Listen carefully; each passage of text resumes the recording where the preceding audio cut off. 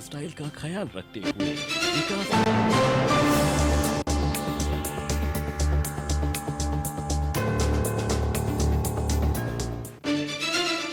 Break के बाद एक बार फिर आप सभी का बहुत स्वागत है। नमस्कार, मैं सोनाली और आप देख रहे हैं केकेडी न्यूज। रुक करते हैं इस वक्त की कुछ खास खबरों पर। खबर उन्नाव के बांगरमऊ से है, जहां संडीला की ओर जा रहे ट्रक सड़क किनारे गुमटी पर पलट गया, जिसमें गुमटी के अंदर सो रही महिला और उसके 2 बच्चों की दर्दनाक मौत हो गई है। महिला मिठाई और नमकीन की दुकान से व्यापार कर अपना गुजारा करती थी। हादसे की सूचना मिलते ही पुलिस और प्रशासन के आला अधिकारी घटनास्थल पर पहुंचे और जांच शुरू कर दी है। ये घटना बांगरमऊ संडीला मार्ग स्थित ग्राम बेहटा मुजावर थाने के पास की बताई जा रही। आज रात लगभग 2 बजे सूचना मिली कि थाना बेटा मुजावर के पास एक चौराहे पर ही चावल की बोरी से लदा हुआ ट्रक पलट गया। सूचना पर मौके पर पुलिस तत्काल पहुंची और देखा गया कि उसमें एक हलवाई का परिवार जो वहाँ रहता है, उसमें उस परिवार की एक महिला और 2 बच्चे दबे हुए थे। रेस्क्यू ऑपरेशन कराया गया, काफी कोशिश की गई उनको बचाने, लेकिन नहीं बचाया जा सका। ये राजकुमार नाम का व्यक्ति जो हरदोई जिले का रहने वाला है, इसका ये परिवार यहाँ रहता था और हलवाई का काम करता था। ये सड़क के किनारे ही इनकी दुकान थी और उसी दुकान में टीन शेड के नीचे ये लोग सो रहे थे और जहाँ पर ये ट्रक पलट गए और इस तरह की दुर्घटना हो गई। इसमें अन्य विधिक कार्रवाई कराई जा रही है। आज रात लगभग 2 बजे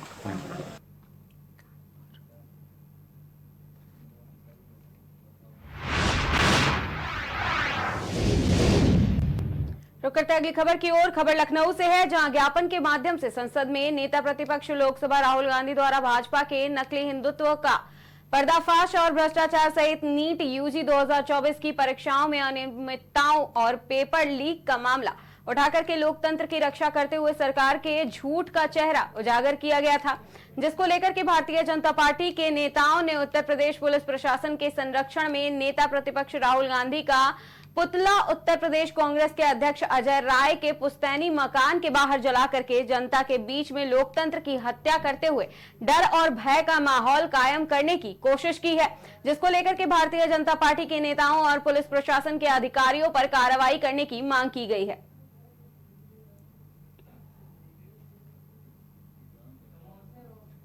गांव में सरकार के प्रति आक्रोश है, क्योंकि उनके पूरे भविष्य को चौपट कर दिया। जिस तरह से एक एक परीक्षाएं लीक हो रही और किसी भी प्रतिभा को इस देश में नहीं राजनीतिक दल विरोध करें। आज राहुल जी की जो आवाज है वो युवाओं के लिए उठने वाली, उस आवाज को कोई दबा नहीं सकता। आज पूरे देश में युवा आंदोलन रहते हैं, यहाँ तक कि झांसी बुंदेलखंड यूनिवर्सिटी के अंदर भी अगर नियुक्तियों का मामला था तो उसमें सत्ता दल के लोगों ने भी आवाज उठाई। लेकिन जिस तरह का माहौल है कि हर जगह युवाओं की आवाज कुचलने का काम हो रहा, विपक्ष की आवाज को दबाने का काम हो रहा, हम लोग सड़क से लेकर संसद तक संघर्ष करेंगे। और कहीं भी हम जगह जगह देखते हैं कि जिन लोगों ने इंडिया गठबंधन के लिए काम किया उनके ऊपर भी झूठे मुकदमे लिखवाए जा रहे हैं और पुलिस उस पर एक पक्षी कार्रवाई कर रही है। तो इस तरह की मानसिकता से इस सरकार को बचना चाहिए। तो राहुल जी ने जो बात कही, उस बात के अंदर कहीं से भी मैं समझता हूं कि अराजकतावादी सोच के बारे में उन्होंने नहीं बोला। आज ये क्या है कि आप किसी प्रदेश कांग्रेस कार्यालय पे आपको विरोध करना, आप जहां विरोध कर रहे हैं आप विरोध करिए, लेकिन किसी के घर पे जाके विरोध करना गलत है। गांव में सरकार के आक्रोश है।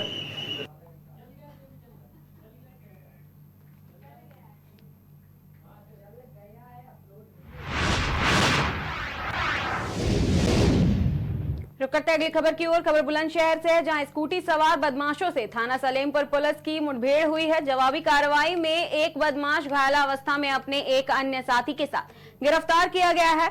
कब्जे से अवैध असलहा, कारतूस और एक चोरी की स्कूटी बरामद की गई है। वहीं अभियुक्तों की गिरफ्तारी और बरामदगी के संबंध में थाना सलेमपुर पर अग्रिम विधिक कार्रवाई करते हुए अभियुक्तों को न्यायालय के समक्ष प्रस्तुत किया जाएगा।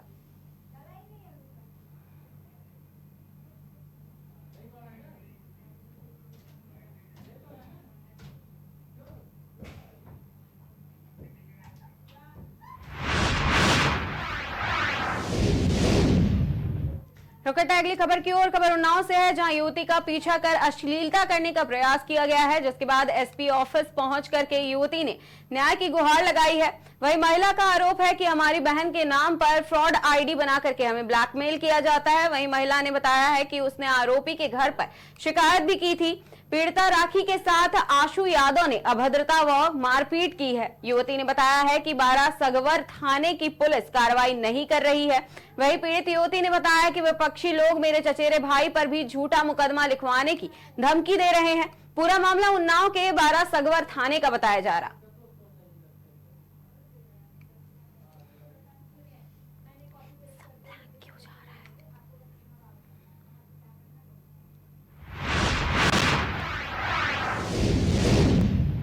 रुक करते हैं अगली खबर की ओर। खबर अमेठी से है, जहां जनपद के कमरौली पुलिस से परेशान पीड़ित युवक न्याय के लिए पुलिस अधीक्षक कार्यालय पहुंचा है। हाल ही में युवक एक एक्सीडेंट के मामले में पीड़ित युवक की माता का इलाज के दौरान देहांत हुआ था।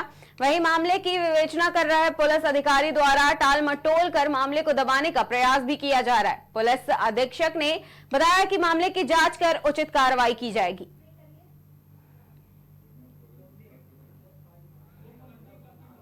कहाँ घर है? बीएचएल यूपीएसआईडी से। क्या मामला है, आप पुलिस अधीक्षक कार्यालय आए हैं?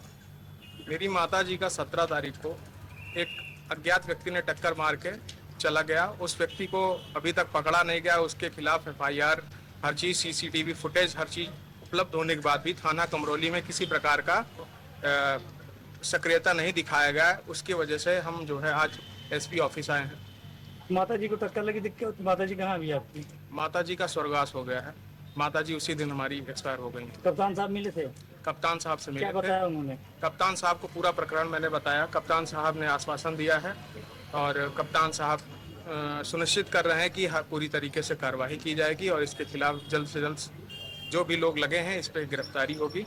इसके लिए कम से कम इतनी सख्त से सख्त कार्रवाई हो, उनको पकड़ा जाए, सजा दिया जाए, वही हमारे लिए और समाज के लिए सबसे हितकारी होगा। कहाँ घर है? बीएचएल यूपीएसआईडी से। क्या मामला है, आप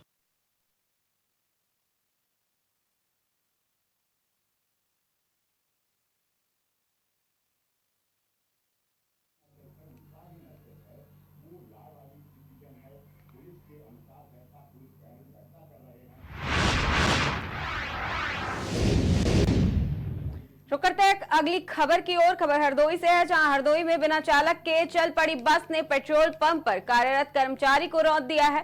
पेट्रोल पंप पर हवा भरने का काम करने वाले कर्मचारी के द्वारा बाइक में हवा भरी जा रही थी।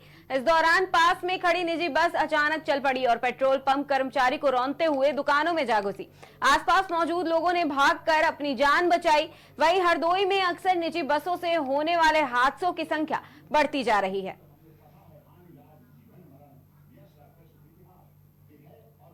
एक बस वाला, इसका नंबर मुझे नहीं मालूम है, जो जबरदस्ती गाड़ी उसने खड़ी करी। हमारे कर्मचारी ने उसको मना किया, आप गाड़ियाँ मत खड़ी करें, लेकिन वो जबरदस्ती गाड़ी खड़ी करके चला गया। तब पश्चात एक तो 2 4 6 मिनट या 10 मिनट बाद शायद गाड़ी अपने आप चल दी। अब उसमें कोई था या नहीं था ये भी नहीं मालूम। ये फोटो रिकॉर्डिंग हुई उससे मालूम होगा। उसको टक्कर मारती हुई वो गाड़ी आगे जा करके सड़क को क्रॉस करके सामने जो बस खड़ी थी सड़क के उस पार दक्षिण की ओर, उस पर टक्कर मारते हुए रुकी। इतनी मुझे जानकारी प्राप्त हुई है। हमारे कर्मचारी को काफ़ी चोट लगी हुई है। मैंने फिलहाल अपनी तरफ से उसके इलाज के लिए 50,000 रुपये दिए कि वो अपना इलाज कराया जा करके, बाकी क्या कार्रवाई की जाती है ये बात की बात है। लेकिन कोतवाली में ही रिपोर्ट लिखी जानी चाहिए, लेकिन कोतवाली में रिपोर्ट न लिखी जाए और उसे कहा जा आप जा करके जेल चौकी पर लिखवाएं, जबकि कोतवाली में ही एफआईआर की जाती है। ऐसा क्यों किया गया कि उसको दौड़ाया जा रहा है? इसके मतलब कुछ कहीं न कहीं पर गड़बड़ी है। एक बस वाला, इसका नंबर मुझे नहीं।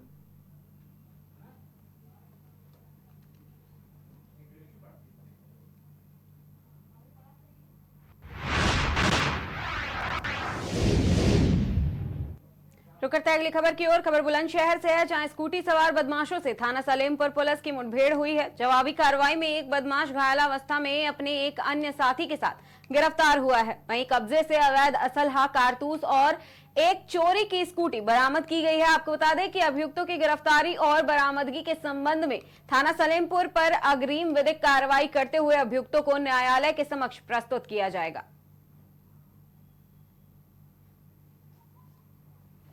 चिट्टा गेट के पास आने के बाद सड़क से करीब 20 मीटर दूर ये देखा गया कि 3 व्यक्ति मैं स्कूटी अकारण यहाँ खड़े हुए थे। पुलिस टीम द्वारा इन लोगों की तरफ आकर पूछताछ करना चाहा तो पुलिस को अपनी तरफ आता देख ये व्यक्ति भागने लगे। एक व्यक्ति पुलिस से स्वयं को घिरता देख उसके द्वारा पुलिस टीम पर जान से मारने की नीयत से फायरिंग कर दी गई। इसमें कि आत्मरक्षार्थ जवाबी कार्यवाही में पुलिस के द्वारा भी फायरिंग की गई, जिससे कि एक व्यक्ति के पैर में गोली लगी है। दूसरे व्यक्ति को मिल करके पुलिस टीम द्वारा यहीं भट्टे के पास से गिरफ्तार किया गया, जबकि तीसरा व्यक्ति अंधेरे का फायदा उठाकर भागने में सफल रहा। इन लोगों से प्रारंभिक पूछताछ में इन्होंने अपने नाम गुलशन सनोप बबलू निवासी ग्राम अमरपुर थाना आहार जनपद बुलंदशहर, आकाश सनोप सुभाष निवासी ग्राम भटौला थाना सैदनगली जनपद अमरोहा बताया है, तथा इन लोगों ने बताया कि ये यहाँ पर शराब के ठेके में नकबजनी करने की नीयत से यहाँ खड़े हुए थे, तथा इन लोगों के पास से तलाशी लेने पर एक व्यक्ति के पास से एक तमंचा 315 बोर, एक खोखा कारतूस तथा 2 जिंदा कारतूस एवं एक स्कूटी बरामद हुई है। इन लोगों घायल व्यक्ति को समुचित उपचार हेतु जिला अस्पताल रवाना किया गया है, तथा इस प्रकरण में फील्ड यूनिट को भी मौके पर बुलाया गया है तथा अग्रिम वैधानिक कार्यवाही की जा रही है। चिट्टा गेट के पास आने के बाद सड़क से